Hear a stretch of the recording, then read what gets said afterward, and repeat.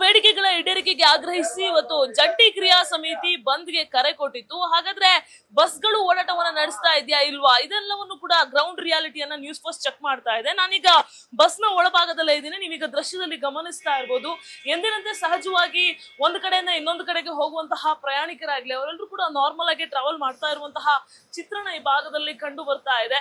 So ಇವರೆಲ್ಲರೂ ಕೂಡ ನಿನ್ನೆ ಬಸ್ ಹತ್ತಿರುವಂತದ್ದು, ಅಂದ್ರೆ ಡಿಪೋಗೆ ಹೋದ್ಮೇಲೆ ಇವರ ಮುಂದಿನ ನಿರ್ಧಾರಗಳೇನು ಅಂತ ಗೊತ್ತಾಗುತ್ತೆ. ಚಾಲಕರು ಕೂಡ ಇಲ್ಲ ಇದ್ದಾರೆ, ದೃಶ್ಯದಲ್ಲಿ ನೀವು ಗಮನಿಸ್ತಾ ಇರ್ಬೋದು. ಅವ್ರನ್ನ ಕೂಡ ಮಾತಾಡಿಸುವ ಪ್ರಯತ್ನ ಮಾಡ್ತೀನಿ. ಸರ್, ಇವತ್ತು ಬಂದ್ವಿ, ಬೆಂಬಲ ಇದೆಯಾ?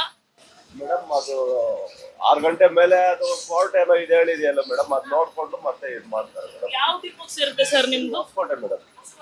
ನಿನ್ನೆ ಬಸ್ ಹತ್ತೋದಾ? ಹಾ, ನೆನ್ನೆ ಹತ್ತಿರೋದು. ನಿಮ್ದು ಡ್ಯೂಟಿ ಮುಗಿಯೋದು 12 ಗಂಟೆಗೆ ಮೇಡಮ್.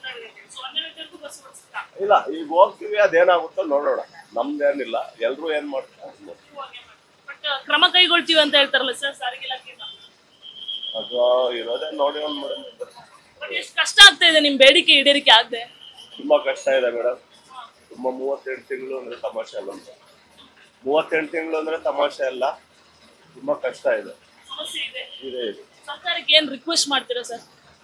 ಏನೋ ಕೂತ್ಕೊಂಡು ಬಗೆಹರಿಸ್ಕೊಂಡ್ರೆ ಒಳ್ಳೇದು ಮೇಡಮ್. ನಮಗೂ ಒಳ್ಳೇದು, ಅವ್ರಿಗೂ ಒಳ್ಳೇದು.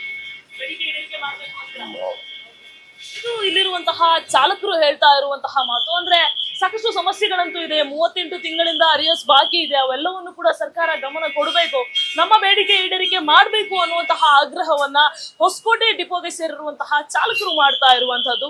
ಕ್ಯಾಮರಾಮನ್ ಮಂಜುನಾಥ್ ಹೊಸಕೋಟೆ ಜೊತೆ Pragathi Shetty, News First Bengaluru. News First ನಿರ್ಭೀತಿಯಿಂದ ನಿಮ್ಮ ಪರವಾಗಿ.